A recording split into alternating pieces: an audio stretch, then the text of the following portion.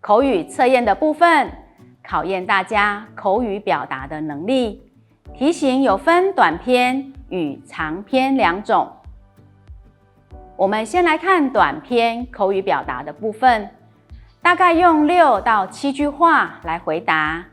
准备的时间有30秒，要照题目的指示，用客语来回答问题。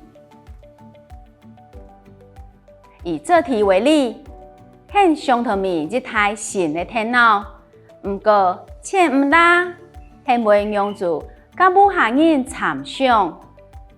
回答时要注意以下重点：第一，跟什么人讲；第二，要讲什么事情；第三，要怎么做；第四，请求对方回应。运用以上重点步骤，我们可以这样回答：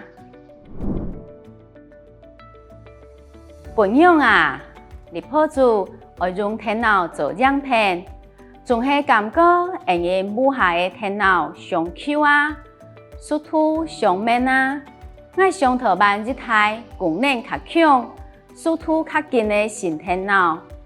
不过，假使有这台我个，我手头的钱唔大，袂用先将我2万毛，两车能中奖金7年半大2万元，袂用毛，拜托啦，落力。